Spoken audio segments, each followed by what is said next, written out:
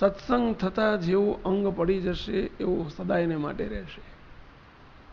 આ બધાને સત્સંગ થતા જ અંગ કાચું રહી ગયું છે ને આજ્ઞા પાલનનું, એનું પરિણામ છે. અત્યારે માથા કૂટવા પડે છે એનું કારણ આ છે. સત્સંગ થતા તમારું કાચું બફાઈ ગયું છે કે આજ્ઞાંકિતપણું, જેને ઇંગ્લિશમાં કહેવાય ઓબિડિયન્ટ થતા શીખો. ઓબિડિયન્ટ, આજ્ઞાંકિત થતા શીખો. બસ અધ્ધરથી જે ઉપરથી આજ્ઞા આવી, પછી કોના થ્રુ આવી એ મહત્વનું નથી. આજ્ઞા આવીને આ સમાજની ઉપર આવતી તમામ આજ્ઞા એ કોઈના ભેજામાંથી નથી આવતી, સમજી લેજો. કારણ કે અહીં સંપૂર્ણ કર્તાપણું કોનું છે? મહારાજનું. તો જે કંઈ આજ્ઞાઓ, ઈચ્છાઓ, અરમાનો આવે છે, ભલે જવાબદાર સંતો દ્વારા આવ્યા, સેવક સંતો દ્વારા આવ્યા, કે નીચેથી આવ્યા, કે કાર્યાલય તરફથી આવ્યા, કે પછી સંચાલકો કાર્યકરો તરફથી આવ્યા, પણ એ તમામ આદેશો, તમામ આજ્ઞાઓ અંતે તે એનું મૂળ સ્થાન ક્યાં છે? મહારાજની મૂર્તિમાંથી આવે છે. આટલું તો મનાય છે ને તમને? બસ તો હજુય તે મુક્તો કંઈ બગડ્યું નથી. અમારો એક નમ્રથી નમ્ર સંતો, હરિભક્તો, બાળકો, કિશોરો, યુવાનો અહીં જેટલા બેઠા છે, જેટલાના કાને આ શબ્દ પડે છે, એ બધાને બે હાથ જોડીને અમારી વિનંતી છે કે સંપૂર્ણ આજ્ઞાંકિત બનતા શીખો. બસ આજ્ઞાંકિત. આજ્ઞા એટલે આજ્ઞા. આપણું ધ્યેય કોણ? મૂર્તિ, મહારાજ. અને એ ત્યાં સુધી પહોંચાડનારું ગીત, એનું નામ ધ્યેય ગીત. કયો શબ્દ શરૂઆત ક્યાંથી થઈ? કે બનશું અમે આદર્શ બાળ સદા મૂર્તિ રમના. જો આ કારણ સત્સંગની પ્રણાલિકા, આ કારણ સત્સંગનો ગોલ, આ કારણ સત્સંગનું લક્ષ્ય, આ કારણ સત્સંગનું આપણું નિશાન. તો આદર્શ બાળક કોણ? તો સદા મૂર્તિમાં રમનાર. દેહમાં રમનાર નહીં, માયામાં રમનાર નહીં, રસાસ્વાદમાં રમનાર નહીં, પૈસામાં રમનાર નહીં.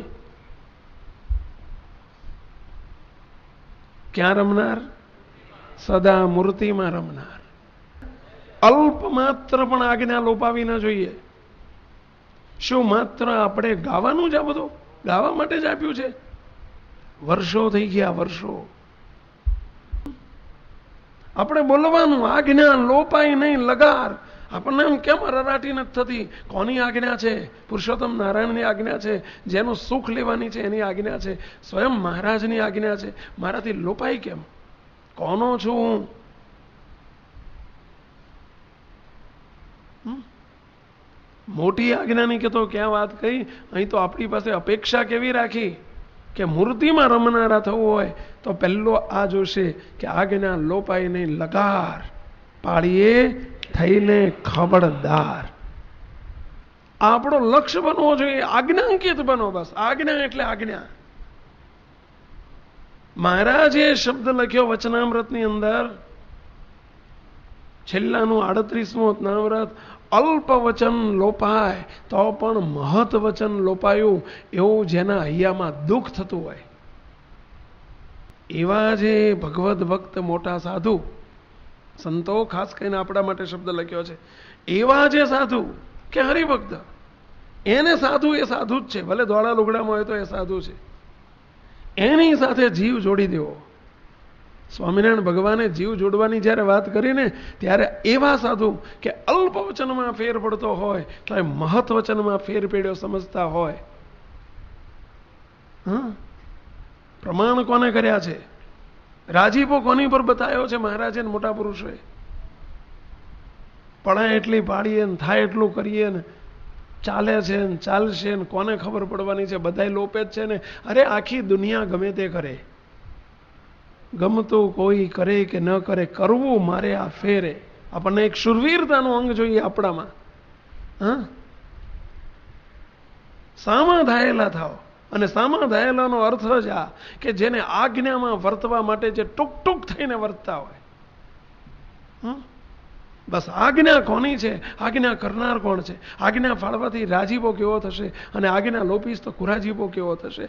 દુનિયાના ગમે ત્યાં છેડે જઈએ ને તો એ આજ્ઞામાં લોપ રંચ માત્ર ના થાય. મહારાજની આજ્ઞા લોપાય કેવી રીતે? આપણને આમ વીજળીનો કરંટ લાગે ને એવો કરંટ લાગવો જોઈએ કે મારાથી આજ્ઞા લોપાઈ ગઈ.